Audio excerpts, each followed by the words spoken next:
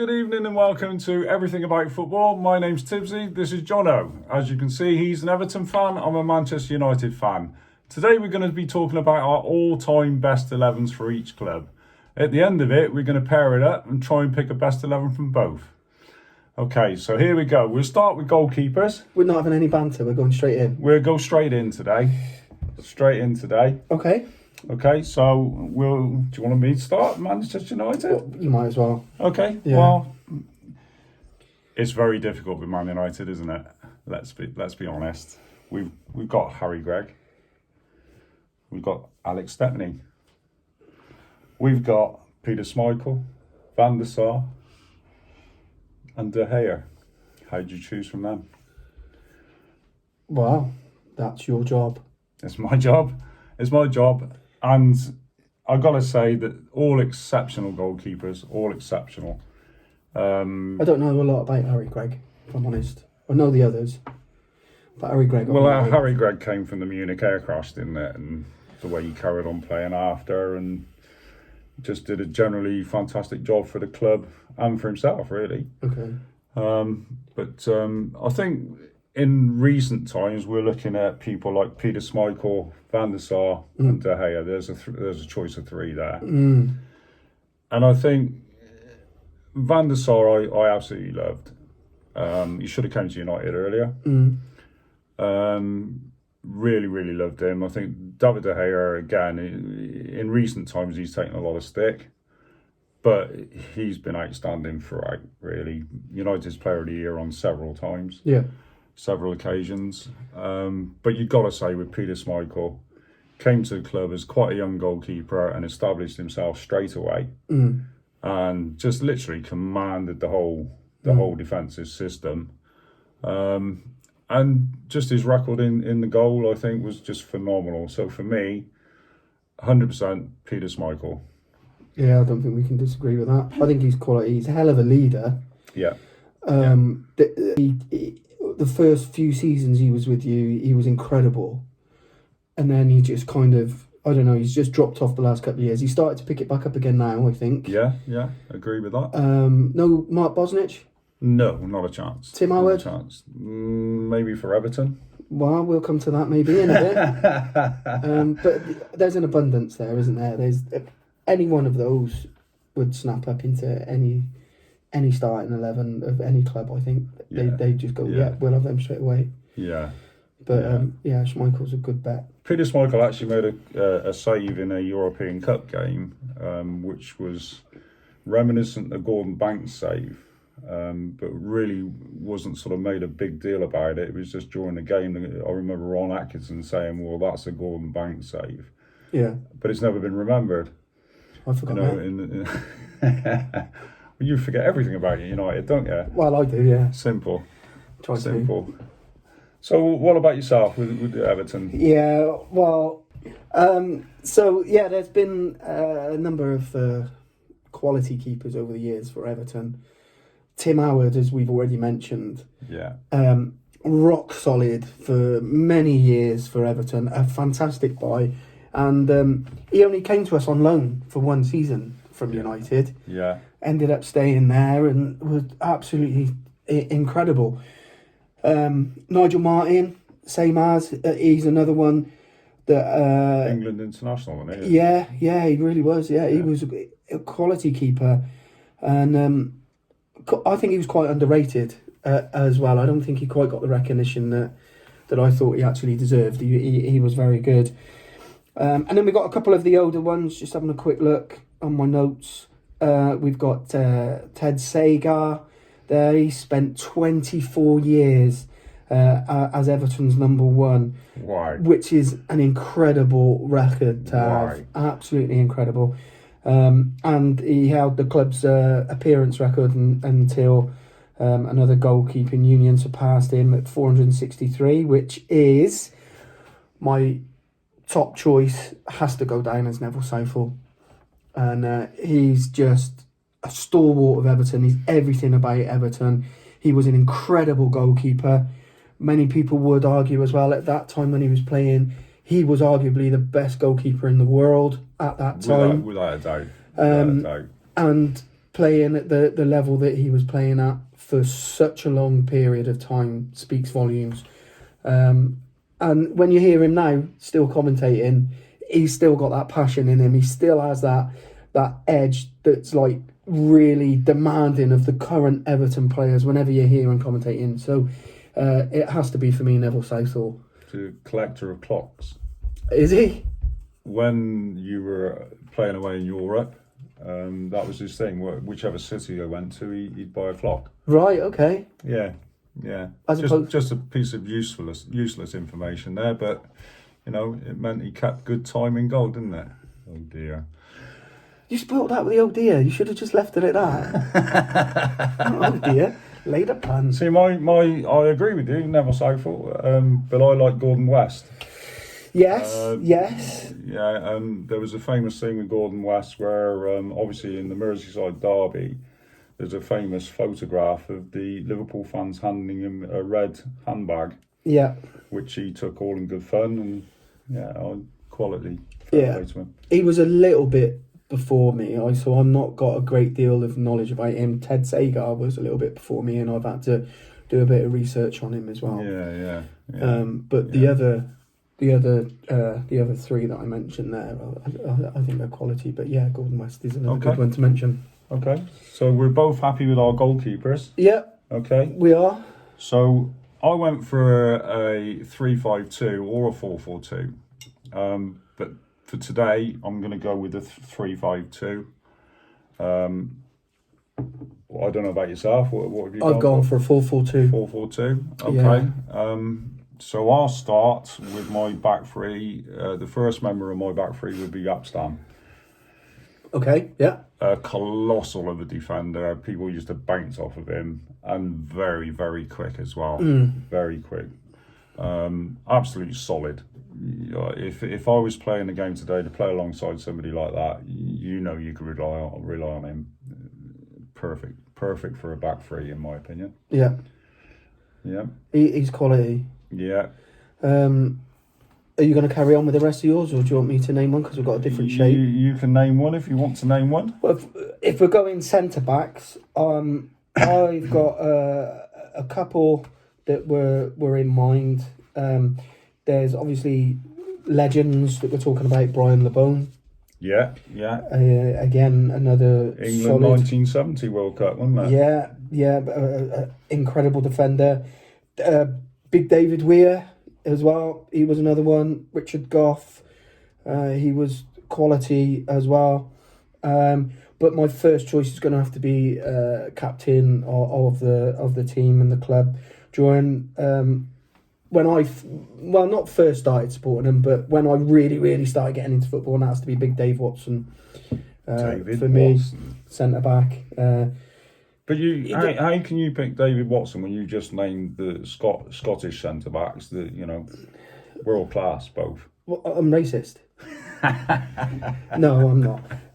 It's purely because I've got more of an affinity with Dave Watson because, as I said, that was my era. That's when I really got into football. And if we're talking about the greatest teams of all time, it would be a different subject.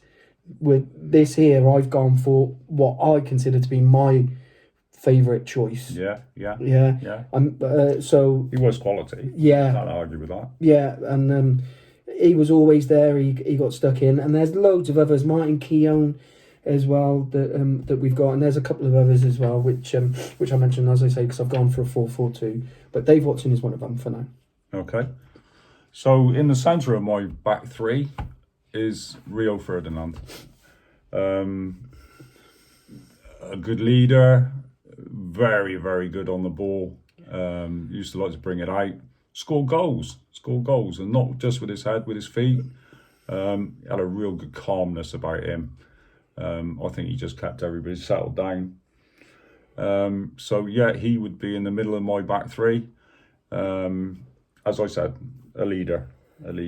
So, would you have him sweeping of the three, or would you just go man mark, or where would that leave you? Well, we'll ask them questions in a minute once we find Well, out what your the third one answer is. to that is I'd tell him to go and do whatever he liked to do because he just did everything so well. He'd tell you to go and do one anyway, wouldn't he? Probably. Yeah. Probably.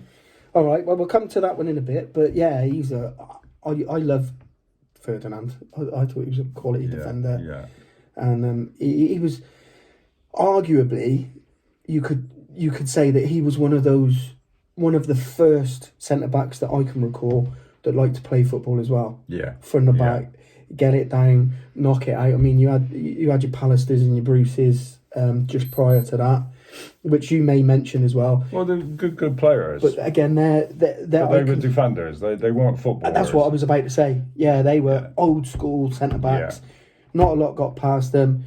They got the job done and then gave it to somebody to play, and they were absolutely quality. Apart from Bruce's header against Sheffield Wednesday, of course, which made him an ultimate goal scorer. But yeah, with regards to Rio, he was. I thought he was just a great footballer. Yeah. Like a little Rolls Royce at the back, wasn't he? Just so calm and fed it and gave it and tried to come out a little bit and take players on, so on and so forth. Yeah. Brilliant. Yeah. Brilliant. My other centre back. Now, again, as I said, there's still a couple of other choices. John Stones was another one in the run-in. Excellent player. And has gone on to be an excellent player. Unfortunately, he still has a little bit of a mistake in him. But for me, personally, the other one to go alongside Dave Watson is Phil Jagielka. He came to the club from Sheffield United. I think he was actually bought as a midfielder, to be honest, and then started playing at centre-back. Solid. Absolutely solid. So not Kevin Ratcliffe then? Again, yes, I knew Kevin Ratcliffe from when I first started supporting Everton. And he would definitely be in, if I had to name my greatest of all time. But just during my period of me following properly football, it would be Jags. Premiership. I totally understand where you're coming from, and Ratcliffe definitely is in there. If it was my greatest of all time, him and Brian LeBone would definitely be in the two centre backs of all time. Yeah. But with regards to Phil Jagielka, Gotta say, it's a good choice. Choice. Well, it's a difficult one to do because I don't really quite know. I've gone for, like, as you say, my experiences, but there's so many to choose from. Yeah. That we've not even mentioned. There's probably loads already that I've missed out. But yeah, let me just say that when we decided to do this, you think it's easy. Yeah. But to actually pick your best 11, it's not very easy at all. Well, not at all. So that's my two centre backs. So you've gone for 3. I've gone for 3. You've got your third one to go. I've got my third one to go. Do you want to do your extra one? I haven't got an extra one. Well, you got 4. I got 3. That means you got an extra one. Yeah, but mine are going to be fullbacks. Okay. Well, I'll finish off my back. Have you got 3. a defensive? Are you playing a defensive midfielder, or are you going 3? We're going to go with a defensive midfielder who then we'll can put him attack in. at the same time. Ooh, multitask. Okay, well, my back 3 would clearly be finished by Vidic. Him and Ferdinand together were just, for me, the best pairing I think I've ever seen in football. You had the culture of Ferdinand and the solid aggression from Vidic. Was prone to the odd mistake here and there, but he gave 150% every single time, and you were on a winner. On a winner with him, just absolutely solid. And I think looking at the back 3 of Stam, Ferdinand and Vidic, you're going to struggle to get through them. They're solid, and they're not afraid of a tackle. Any one of those, I'll give you that. Yeah. No David May? No. Pallister Bruce? No. I don't know. They're quality too. Well, maybe not David absolute May. Quality, but as you said, we're to pick a best 11. You've got to look at people who you would say would be world class. I think, and yeah. What, Pallister and Bruce weren't? Well, Bruce never got a cap, did he? Bruce never got a cap, did he? No, Steve Bruce was brilliant. He was arguably the best player never to be capped, wasn't he? Yeah, exactly, yeah. And Pallister was, in the same sort of ilk as Ferdinand in a lot of ways, but he just didn't carry the ball or play the football that Ferdinand could. He wasn't as cultured. Yeah. But no. I think the three of those, when I was going through the list of names, they were the ones that stood out for me. Yeah. That makes sense, and that is solid. Yeah. Can't argue with that. Yeah. Although my front two might have something to say about that when we come to them. Okay, well, we'll see. Yeah, definitely. So, shall I just go straight to my two fullbacks then? Do you two, Dan? Bang. I'll bang my two fullbacks out. So, obviously mine, as I say, from my era, I'm looking at like 90s onwards, so mostly Premiership. Okay. And But there wasn't football before the Premiership? No, there was no football at all before the Premiership. None at all. Okay. So, you get that out of your system now. It's very difficult. It didn't exist, did it? Didn't exist anywhere in the world. But the two that I've gone for, I consider to be Everton legends. So there are lots and lots of different other defenders as well that I could have mentioned, fullbacks that are still massive. Just to name three quickly off the top of my head: David Unsworth, for one. Yeah. Solid defender, great penalty taker, strong as an ox, absolutely strong as an ox, with a sweet left foot, unbelievable. Phil Neville, when he came from Man United, he was absolutely class. He came as fullback, but then he converted into midfield, didn't he? He was a bit of a jack of all trades, to be honest, Phil Neville. But I think the best thing that Everton did at that period of time was make him captain. Yeah, I agree, and he was quality. And I found it really difficult. I'll say now, I haven't included him in my 11, and he was the most difficult choice because he could play at the back, he could play in midfield as well, and he was a general, and he really was. And I find it really difficult to put him in anywhere. But the two, and Tony Hibbert as well. Oh yeah, I remember him. Yeah, he deserves a mention because he was like the Dennis Irwin. Bit of a terrier, wasn't he? He's bit like the Dennis Irwin of Man United. Just got on, done his job, didn't claim any plaudits or anything, but he was just always there. Yeah, always there and always reliable. But the two that I've gone for is obviously Leighton Baines down on the left. Yeah. And currently still playing at the moment, Seamus Coleman on the right. And for me, I think they give you what you need when you're going forward with the way that the game is played now, and the way that the fullbacks bomb on and penetrate, and both of those show that in abundance, as well as passion and quality and desire. Every time they walk on that pitch, you know you're going to get 100% out of them. You know they're going to give everything. Well, when I was going through it all, and I was looking at best 11s, I looked at the Everton side of things as well, and I have to say Seamus Coleman was the one that popped out for me. Yeah, absolutely incredible. His commitment to the club's just amazing. Mm. It really is. And very underrated. I think so, especially considering he had that nasty break.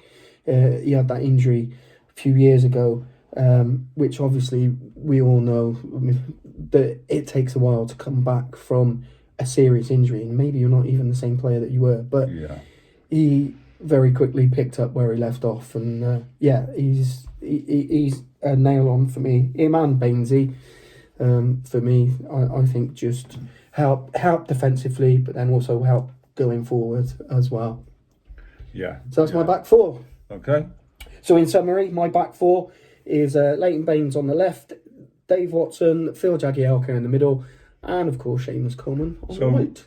As a matter of interest, you didn't consider Ray Wilson as a left back? All time. He's in my all time. Okay. Yeah, he'd be in the all time consideration. But you're picking a team to win a game. No, I'm picking a team that I know properly. I'm picking a team that I can honestly say they're the ones for me. I've read about Ray Wilson. I know his history, and but I'd never really properly seen him play because he was way before me, and I've not had the opportunity of having a look at. So when you are picking an England team, would you pick Bobby Moore? What, nowadays? Yeah, from now. Oh, yeah. But if that was the brief, as I said, I've got an all-time one as well. But he played in the same side as Ray Wilson, and you're not picking him. Who? No. You're just stirring the pot to be a twat. Are we allowed to swear? You're allowed to do whatever you like. No, it's that's the way. I'm tough. That's what I'm sticking with. I understand what you're saying. You're an Everton fan. I understand what you're saying. Okay. I understand what you're saying. Yeah, I get that. You're always toffees with you, isn't that? I understand that. Okay. Right. So But he was good though. he was good. Yeah. He was good. Funeral director. Was he? Yeah. He'd be doing all right at Goodison at the moment. Okay, moving on. We'll move on to the midfield. I'm going with 5 across the middle. And on the right-hand side, there was such a long list of names. Incredible list of names to go for. I got to say, my choice came down to Beckham. Maybe it shouldn't have done. Because there was just so many. Kanchelskis, I absolutely loved him. The first time I saw him running towards me at Old Trafford, it was just incredible. The pace of that guy was amazing. Running towards you? He was running towards me, you could see it was like a steam train coming towards you. Or did you just skip past you and score? You couldn't even get close to him? I never got near him. Can't even remember you playing at Old Trafford. I was in the crowd. Can't even remember you playing at Old Trafford. And I still think he went past me. That's just one name. There's Willie Morgan. You could put George Best out there at some point, I guess. But for the sheer quality of delivery, I have to say that he changed as a player as time went on, obviously, because he saw himself more as a centre midfield player, didn't he, as he moved on. But when he was young and he was actually going past defenders as well, and then adding that cross to it, it was just amazing balls in all the time.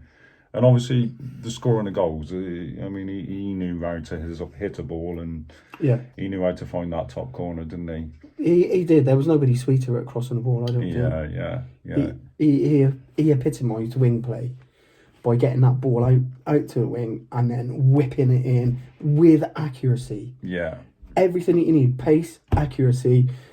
Every striker wanted to play with him on there, bang, in it goes. Yeah. Back in his, Yeah, that supply before line he became, was just amazing, wasn't before it? he became more central. Absolutely, yeah. Yeah, so that would be my choice on the right-hand side. Okay, you've gone for 5, haven't you? I've gone for 5. I'll go for, I'll go for my one side as well. And you've already mentioned him, but I've got a few others as well that you can mention. But I've actually gone for same one that you said, Andrei Kanchelskis. Yeah. As well. I know he only had a short period at Everton, but during that time, he was incredible. It was like a big signing for us. It was his appetite as well. His appetite to actually play the game was just unbelievable. I think his attitude to playing, being selected, it was like seeing a young kid again, wasn't it? Well, he always had a smile on his face. He always played with a smile on his face, and he really enjoyed every moment of it. So I can't argue with that. I mean, there's a few other mentions which I'll come to in a bit, but yeah, Kanchelskis for me down on the right hand side, I think. Good choice. Thank you. Yeah, got to say that. Oh, thank you very much. You're very kind. If he can't get into my team, he might as well get into yours. Well, why not? That's what happened. There you go. Bitch. Okay, so it's me again. All right, so carrying on with my midfield, the master of football. I think it was Zidane that said that it was the best player he ever played against, and that was Paul Scholes. Yeah. I don't think you can argue with that. Nasty bugger in the tackle. Yeah. So he could put it about, but his actual skills, his passing ability, the striking of the ball, getting into the box as well, Well, that's what he was known for, box to box, wasn't it? Yeah. Not so much defending box to box. He'd defend more round about the halfway line. Oh, okay. But his ability to spread a football from there and to be able to get into the box, scoring goals, just for me, one of my favourite all-time players. I don't think you can argue with that at all. I can remember him coming into the United side as a young kid, and you're looking at him, you're thinking he's small, and all the attributes that you look for didn't seem to be there. But he hit the ground running, and he quickly became a favourite. Yeah. You can see that though, his calmness as well. Whenever he'd get that ball, he'd have like maybe 2 or 3 people around him, and just some couple of simple touches, and he could just create himself. Yeah. Just that little bit of space to then find Beckham out onto the wing, but for me, he had a short game and a long game as well. Yeah. Which sometimes you don't find. Sometimes you just get some central midfielders, you win the ball and maybe just go sideways, keep possession or whatever. But he could look 20, 30, 40 yards in front of him, pick a pass. Yeah. Accurate as well as anything. So yeah, I don't think I can argue with that one. Yeah, so that's one of my middle boys. Middle boys? My middle boys. Okay. So I'm going to... You're working your way across, aren't you? I'm working my way across. So I will also work my way across as well. And we're into the middle of the park now. So I've gone, obviously, 4-4-2. So I've said my right midfield is Andrei Kanchelskis. 2 midfield guys was just so difficult. If we're talking all-time greats again, there's the likes of Peter Reid, just to name a couple. Who else did I have down there? Obviously, there's Big Howard Kendall as well when we're going back. Paul Gascoigne, Ross Barkley. There's loads and loads of central midfielders that have come from Everton and a lot more. But the one that, one of the 2 that stands out for me is Mikel Arteta. Yeah. I think he started to fade a little bit towards the end of his time at Everton. But while he was at Everton, I thought his creativity, his desire as well, maybe wasn't quite as intense as the Seamus Coleman's and Leighton Baines's, etc. But he still had that little bit of desire. But what a creative player! He was absolute quality, and you can see now the way that he's trying to implement that with Arsenal at the moment. It's now starting to show a little bit of profit from what he's been doing. Didn't quite work early doors, but you can now see the style of football that he's trying to introduce now at Arsenal wants to play, and that was how he was playing as well. Back in the day, you could see that. Nice little touches, give and go, nice passes, clever player. Feed a ball through a little keyhole, or what is it? Needle. Eye of a needle pass. Eye of the needle. Yeah, I don't do any sewing, so I don't know what that means. But yeah, eye of the needle pass. He's a knit one, pearl one, man. Straight through, drop one, curl one. So yeah, Mikel Arteta for me. But as I say, loads. That's my one. That's your one? Yeah. Okay, I won't comment any further because you've got another one to come, yeah? I have, yeah. Okay, so I'll move along my midfield, and I've got to go with Brian Robson, Captain Marvel, both for United and for England. Box to box, tackle, pass, score goals, energy level, brilliant leader. I thought he brought life to United when he came there. Did the signing on the pitch before the game, which everybody thought was unusual at the time. But I think from the day he put on a United shirt, he became Mr. Manchester United for a very, very long period of time. Yeah, definitely. Very long period of time. Captain Marvel, as you said, I remember him from England, and just hard man, rolled his sleeves up, got stuck in, but got everybody up for it as well. Not just himself. He looked after the others as well and made sure that their game was on it as well. So yeah, that's a very, very good choice. Yeah. I don't think you can argue with me. You can disagree with me if you like to. I really don't mind. But for me, Brian Robson was the Who would disagree with you, mate? No one would. Well, most people do. I know. Okay, so moving on then. So join in Mikel Arteta in the middle.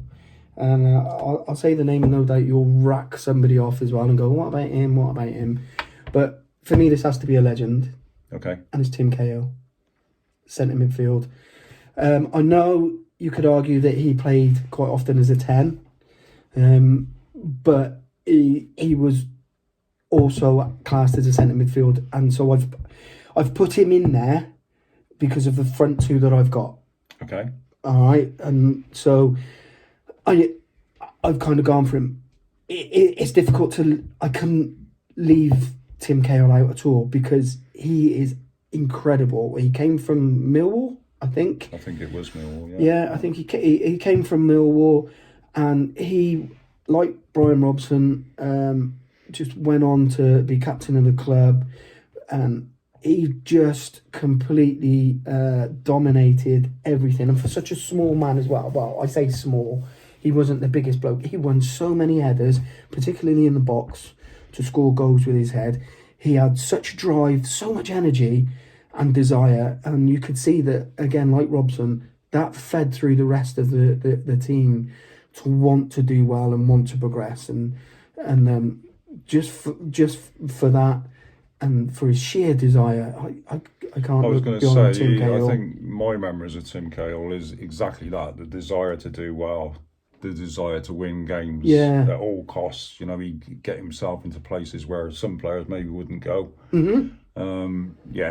For me, I can't even argue with that. He And is just a really, I know really he player. played more like a number 10, but I've put him in that position because I need it. I've got to have him in that team. Okay. In my opinion. Okay. I think for goals, definitely. Definitely. Yeah. As I said, again, leader. Mm-hmm. Lots of desire. Now you've mentioned the name. I think hard about this one. I might even say that Cahill would come into the top category of Everton's all-time great, maybe. Mm-hmm.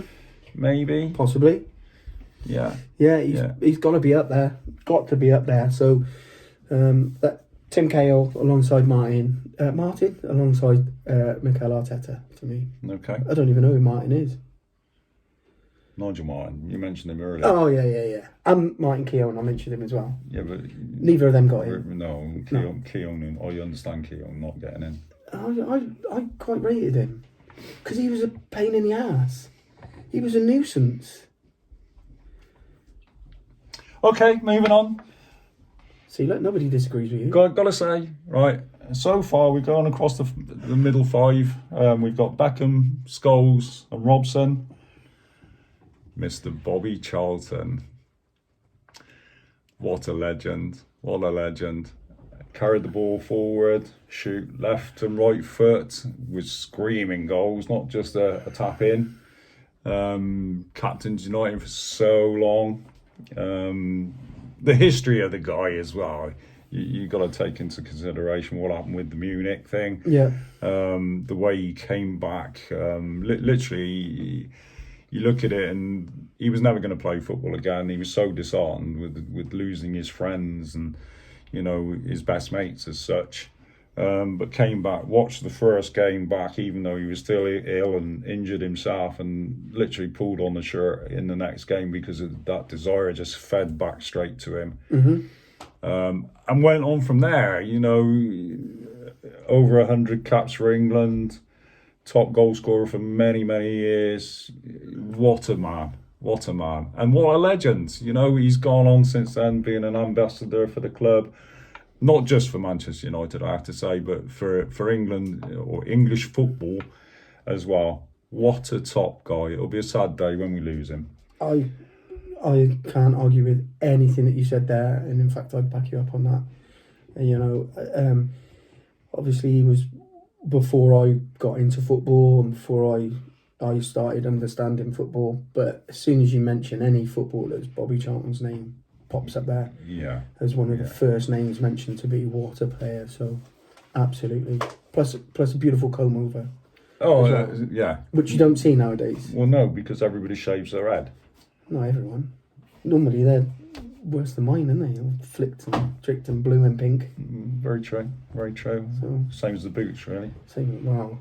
That It's might like be another matching colours subject. with the boots and Yeah, the drapes match the, what is it? The curtains match the carpet. Yeah, just got to make sure my kit matches colour wise. No. Nice. No. So your midfield three is? My midfield in the centre of midfield would be Scholes, Robson, and Charlton. There's one name on there that I'm surprised you haven't got. I know you're going to ask. Go on. Roy Keane. Correct. Yeah. So why? Yeah. Because I think I love Roy Keane. Again, when you're picking an 11, you look for leaders, and he was just a leader. Full stop. Again, I think he led United through so many good years. But so did Brian Robson. Mm-hmm. You know, and for me, very similar players. And the reason why I've stuck with Robson instead of Roy was because his temperament. Right, yeah. Robson would not have got himself into the bother that Keane got himself into, sometimes unnecessarily. And Roy Keane missed a few games, let's say, through suspensions that he maybe didn't need to pick up. Yeah. But I absolutely loved him, loved his aggression, loved the way he played the game. You know, again, box-to-box player, a fantastic leader. You have to say that in most teams he would get into, but I just went for Robson ahead of him because of I kind of think he played the same kind of game, but kept himself a little bit more in control. Yeah, I think that's a good argument. Yeah. I think that's a good argument. Definitely. And it would be difficult to have Robson and Keane in there because defensively, absolute quality. But like you say, going forward, maybe Robson just gets the edge as well over Keane, I think. Yeah. In my opinion. Yeah. But you wouldn't say no to either one of them, would you? Well, I can remember that Roy Keane coming in towards the end of Brian Robson's career, and there was a few games when they played together, but I think realistically you've got to look at it and say that Keane was brought in to replace Brian Robson. Which he did very well. Which he did extremely well. The odd thing about Roy Keane is that some of the suspensions that he picked up, some of the yellow, red cards, were unnecessary. But when it came to the crunch moment, and as an example, he knew he was going to be missing out on a European Cup final, he still gave everything for the cause to get that team to a cup final. Yeah, definitely. So credit to him on that front. So yeah, I think that's pretty strong middle. I think it is too. Yeah, quite a strong middle. So who have you got on your left-hand side? On my left-hand side, that was difficult. I can see you've scribbled out as well on that one. That was so difficult. Put a name down, scribble it out, put another name. Look, you have to look at things and say, right, I started watching Manchester United when George Best was still playing. Was he a winger? George Best was a phenomenon wherever he was on the pitch. It would be easy for me to put him into the team. Ronaldo, probably the world's greatest ever. And I remember him as a winger.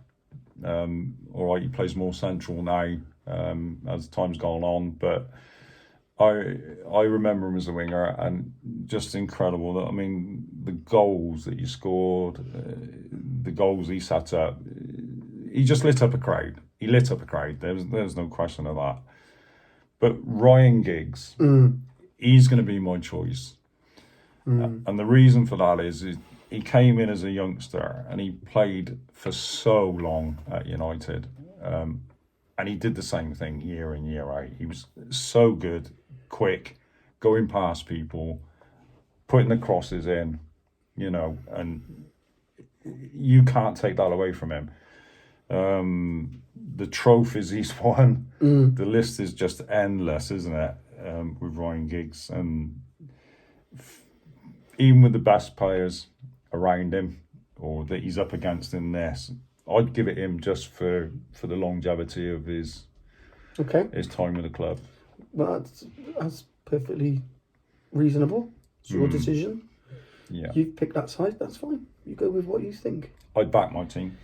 I would back your team as well, definitely, on paper. But in order to leave Ronaldo out, wow, that's all I can say. Wow. Well, you've got to look at it like this. Ronaldo left the club. Ryan Giggs didn't. No, Beckham left the club. Maybe so. Maybe that's a good argument you got there. However, when you're looking at Beckham, who did he have against him for that position that stayed the period of time that Giggs did? He didn't. They were all short-termers, really, in comparison. Okay, yeah, that's fine. So, yeah. Ryan Giggs for me. I can't argue with that. Especially when you think that the best midfielder I'm thinking of for us down on the left. Again, my time. If I'm going all time, it would. I don't think we could look past Kevin Sheedy, to be honest with you. Doing my history, it is Kevin Sheedy. But during my proper time, I know I started supporting Everton in the 80s, but it weren't until the 90s that I really got into it, and beyond. So I know what Kevin Sheedy brought in the 80s as well as all the other 80s squad. But the best one that I saw down there was Stephen Pienaar, and I think he was underrated. Yeah. And I really did like everything. He was a tricky little winger. He wasn't afraid to get stuck in. He'd get involved, and he had a passion as well for Everton Football Club. And I think he didn't, again, like Tony Hibbert, Dennis Irwin, and a couple of others. I don't think they actually got the plaudits from the general public that they actually deserved, I think, from what I saw of them in a blue shirt. So what you're saying there is Jamie, just made me think that if I was going with a 4-4-2, Dennis Irwin would be in my team. Yeah, I think so. I'm not, so that's irrelevant really. But yeah, if it depending on the shape of the team, then yes, he would have got in for me. Yeah, Stephen Pienaar, South African. South African international. That's because he come from South Africa, I think. Really? Yeah, I think so. Oh, right. Yeah. Right, that's interesting. Yeah. Yeah. Is that how you get acknowledged as South African if you actually come from South Africa? Not necessarily. It depends on where your parents are from as well. But that's Very the general true. gist of it. It's bloodline. Okay. Put you off now. No, you haven't put me off at all. I was just thinking about Stephen Pienaar. As you said, he was a very, very underrated player. Yeah, he was. I think so. What I was going to say to you was actually that I remember Kevin Sheedy. Yeah. And I can remember Kevin Sheedy as a player who transformed Everton. Absolutely. As a team. If you were going to improve a team at that stage like Everton, he was the perfect choice. Yeah, but he maintained that as well, though. Yeah, he did. Yeah. He maintained that, and just the left foot that he had was just incredible. He did it for Ireland as well, though, didn't he? Absolutely, he did. Yeah, and like I said, if it's all time, no question, it's Kevin Sheedy for me. But just for this one, just during my time, I've gone for Stephen Pienaar. There was a couple of others as well. Janilla, he came along for a brief period, so he had a go down there as well. And of course, no, I've lost my train of thought. But that's why I've gone for Stephen Pienaar on there. I think he was underrated. So summing up my midfield four is Kanchelskis out on the right, Mikel Arteta, Tim Cahill and Stephen Pienaar down on the left. Such a difficult choice because I've missed offloads, like I say. Andre Kanchelskis, Colin Harvey, I've missed out. Howard Kendall, I've missed out. Leon Osman, Alan Ball, I've missed out. Alan Ball, greatest of all time, he would be in without a shadow of a doubt. And Paul Gascoigne, Ross Barkley, there's so many there. But I've gone for what my knowledge is of those, my personal experiences whilst being a fan of them. Incredible. But Alan Ball, wow, what a player he was. Yeah. So that's my 4. Your 5 again? You can basically pick a team of greatness, but would it play together? Well, yeah, exactly. That's the thing, isn't it? So we move on now to the front 2 for me. So many good players to choose from at United. Just a long list of names, really. Goal scorers, incredible goal scorers. But my first man is Dennis Law, the king of Old Trafford. All action, to be fair, all action. Yeah. Put his body where others wouldn't. A different game then. Yeah, absolutely. You have to be tough then. For what would be regarded as quite a skinny guy, not a muscle-bound sort of fella. He wasn't, was he? Put himself around, frighten the life out of defences. And a joy to watch. A joy to watch. You knew when the ball was coming near Dennis Law, something was going to happen. And like I said, we've had great strikers at United, really top quality strikers, and that includes Ronaldo again. Yeah. But Dennis Law, life and soul of Yeah. the attack for me. Yeah, from what I recall, he had bags of energy and Fearless. he was a terrier. Fearless, a terrier. Yeah. Fearless. Played off the cuff. Yeah. Always somehow managed to make contact with the football. Wow. Well, on that same theme then, I will match your Dennis Law. Go ahead. And I will bring in Big Dunk. Okay. Big Dunk for me personally, because of very, very similar things there.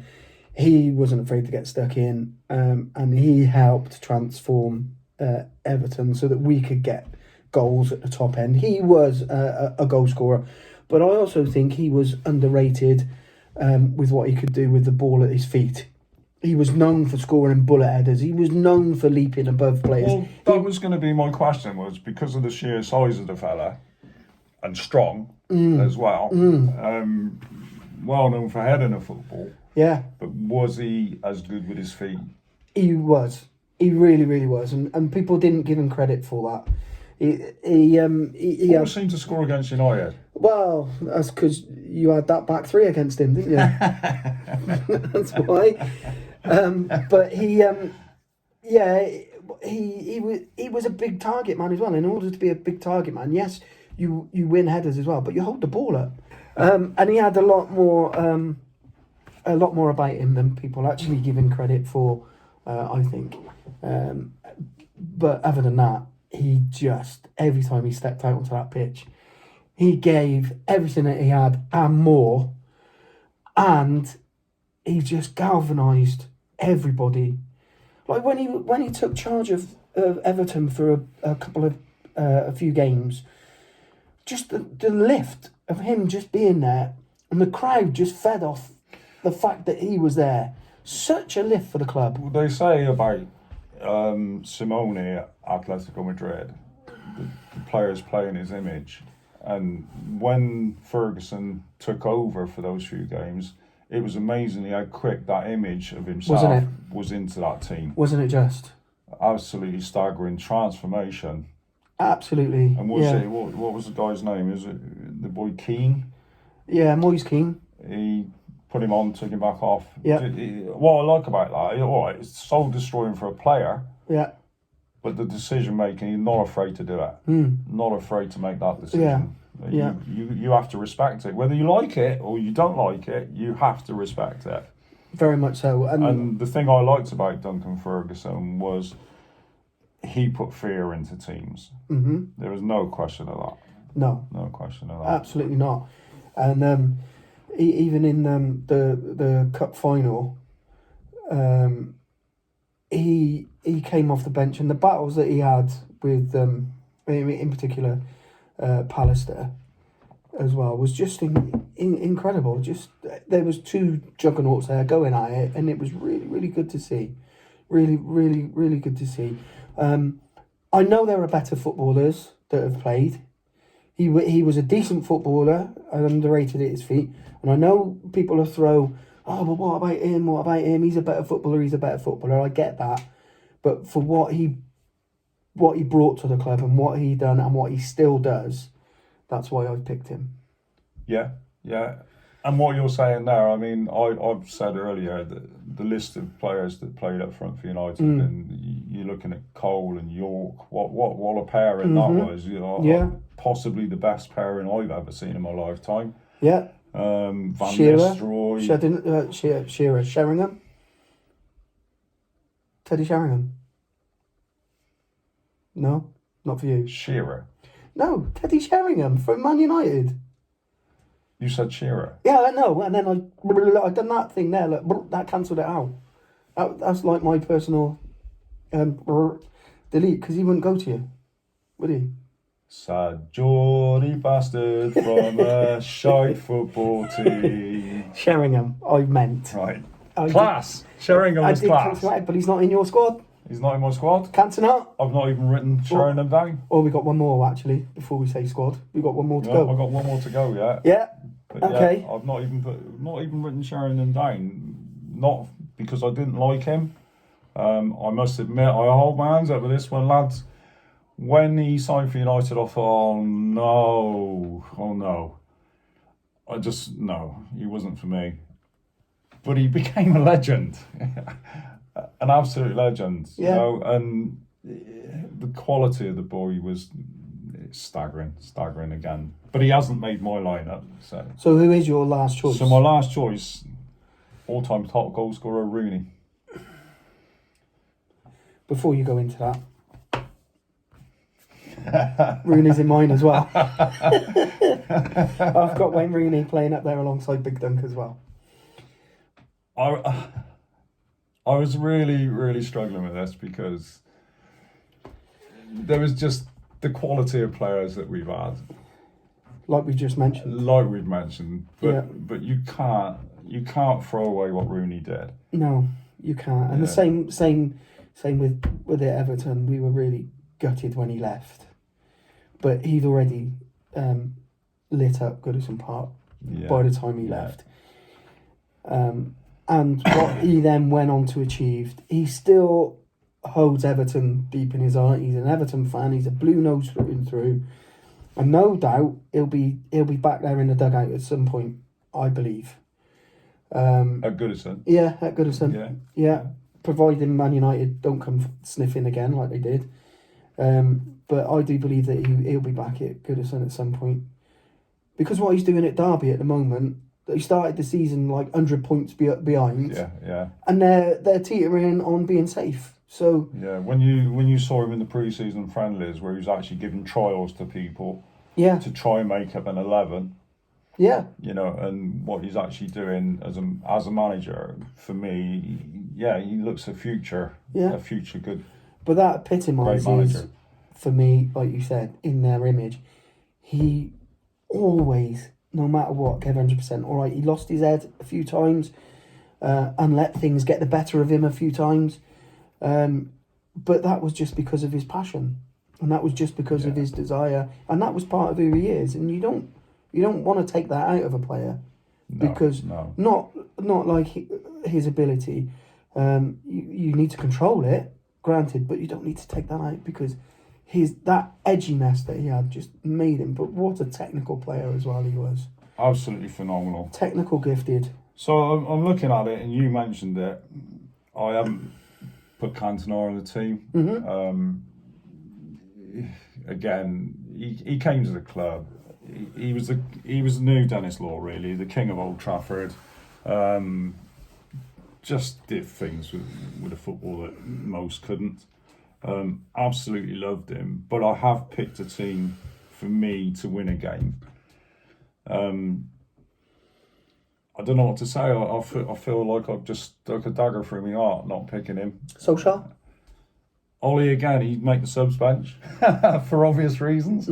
But again, a great goal scorer. Lukaku? So much belief. Who? Lukaku? Lukaku, not a fucking chance. He was on. Sorry about my language. He was on. He was on mine, and I mean, look at the ones that I've had to miss out.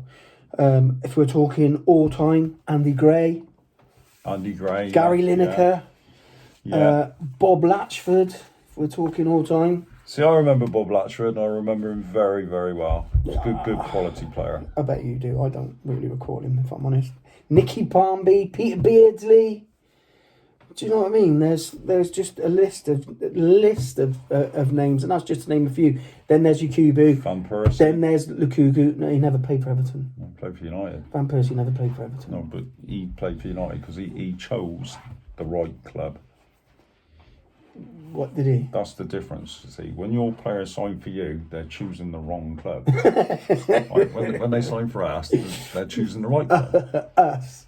So how much you get paid? Van Nistelrooy, not in the team. Yeah, oh yeah. Stapleton. Bloody hell, yeah. Stuart Pearson. Mark Hughes. I was gonna. He was on my list as well. Mark Hughes. That's a hell of a miss out. One of my favourite all-time players, Jimmy Greenough. I know, right? Like I've just mentioned, Van Persie.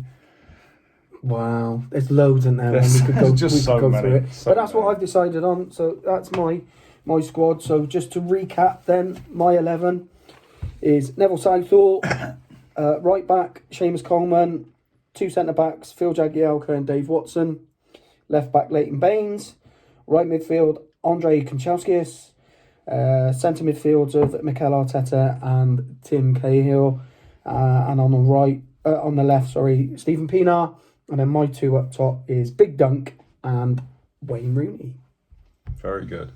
It's quite strong, isn't it, really? So now we're going to try and pair it off. Are you reading yours out? Do I need to? Okay, I will. They've probably fallen asleep. Peter Schmeichel, Stam, Ferdinand Vidic, Beckham, Scholes, Robson, Charlton and Giggs, Law and Rooney. Great team. So if these 2 teams were to go head to head, right, as they are, I'd fancy us winning this 4-0. You really think that? Yeah, I really do, yeah. It's amazing how Everton fans just live in a fantasy world, no, mate, really. No. You know, I've just watched Everton lose in the FA Cup to Crystal Palace 4-0, right? Again, fantasy land. Yeah, I get that, mate. But you've got 3 in your squad that are over 90. That's unfair. They're probably still better than some of those. Okay, so let's go through it then. Neville Southall or Schmeichel? Did we really decide to do this? It's going to be hard, isn't it, to do this? That's just tough. That is tough. I can't choose.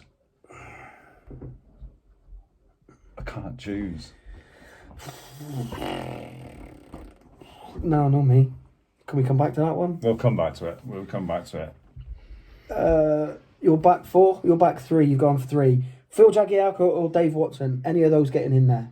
No. I think I'd have to agree with you on that. I No. don't want to agree with that. But I can't argue with that. Stam. Vidic, he'd be the weak link out of those 3 where for me. you've gone with a 4, Yeah. and I've gone with a 3, you've got Leighton Baines in. Yeah. Would you choose him above Dennis Irwin?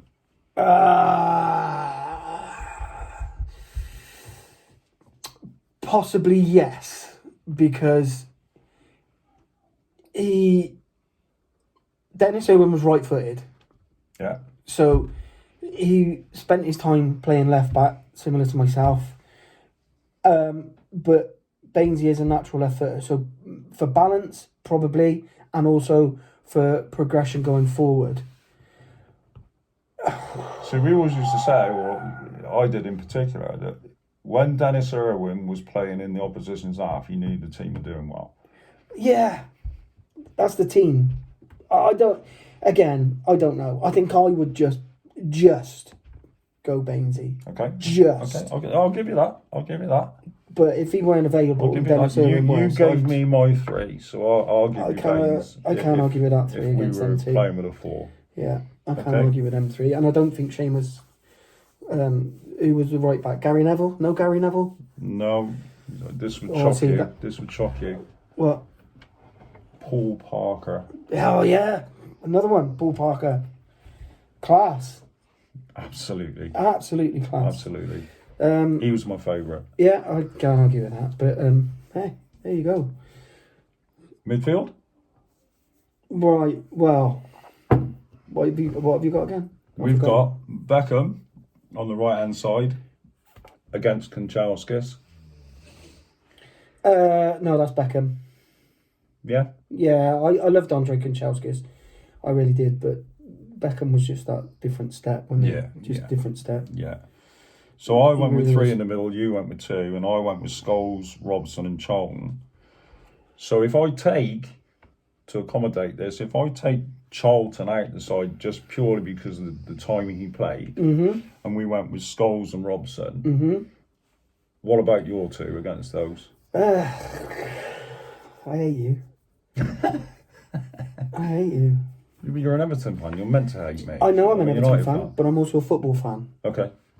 And I also understand... I went to Everton on I think it was on a Boxing Day game when I was 16 years old, and United won the game 6-2. Okay. And when I come out of the ground, I got my head kicked in. Moving on. Okay, so Robson and Scholes.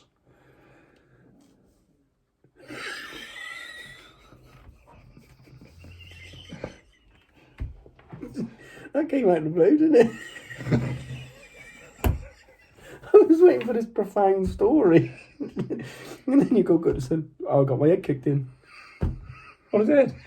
No, but It was a bit. Look, I came out the stand at the end of the game, right, from what was the worst stand I've ever been in, because you went into darkness, came out there, and it was just like wooden sheeting behind you. For a top flight club, literally, the stand there was just dreadful. And when I came out, I thought, right, all the United fans seem to have disappeared, so I asked the copper, which is the easiest way for me to get back to the coaches. in an ambulance. And it very nearly was. The copper just like, just go down the main road there. And as I walked down there, the main stand of Everton fans just opened up and they poured at me. And I could see him. I could see the one coming for me. That was Andre Kanchelskis, wasn't it? He was quick. He was coming quick. He was quick. But I was on my hands and knees thinking, oh my God. I'd taken the kick to the Gingangulis. And I thought, oh my God, I'm a dead man here. I can't even stand up to face them. So now, I don't know how, I did make my way back to the coach. I managed to get through the hordes of blue noses and all that sticky toffee. But I did get back to my coach and sat there caressing my nuptials for a good part of the way home before they turned black. So you can see my love and passion for Everton, of course. So join us next week for more Tales from Tibbs. Anyway, moving on. Left wing.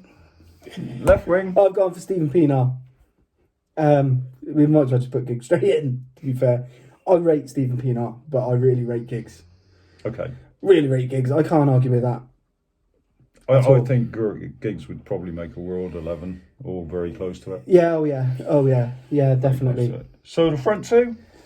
Well, either one, I think. Well, we've both gone for Rooney, so at least I've got one in. And Big Dunk or Dennis Law. I'm not really sure. I find that difficult to choose because You saw more of Ferguson. I saw more of Ferguson, yeah. and I love Ferguson, so I can't go against him. I can't go against him. I can't go against Tim Cahill. Okay. Either they're the two more basic. So out of the two squads that we've been through, we spent the time going through. Really, we're struggling with over the goalkeeper and over Dennis Law and Duncan Ferguson. I would say so. Looking at it, Whoever you chose, not bad two subs, is there? No, definitely not. No, definitely not. And bear in mind, this is what my 11 is, not the all-time 11. and that's what your 11 is. And of course, you've got an extra 40 years of football viewing on top than what I have. So I know that there's loads and loads of other players that would be a lot more, that would be in here if it was the greatest 11 and be a lot more competitive. Because I've gone for what I think is my greatest, I've just got to tell people, I did leave George Best out. I did leave Roy Keane out, Ronaldo and Cantona. But the biggest one I've left out of all time in the history of Manchester United, and it was purely because I've only seen film footage, was Duncan Edwards. So all I'll say on that is like I said, I've only seen film footage. I've heard stories about him. Absolute legend. It was so bad that England, from your point of view, the English, lost such a great player as well as Manchester United. It would have been interesting to see just how much of a difference he would have actually made during a period of time after that. Okay? And I left out Daniel Amokachi. Top man. Most people leave Daniel Amokachi out of their team. Amokachi. There we go then. That's it for this week. I hope you've enjoyed the show. Again, any comments you'd like to make, you're more than welcome. We can take criticism, but it would be nice if it was constructive and give your own point of view. All the very best from myself, Tibbsy. Me, John. I haven't got a nickname. Johno. Oh, that's Take it easy. See you soon. Bye. Bye.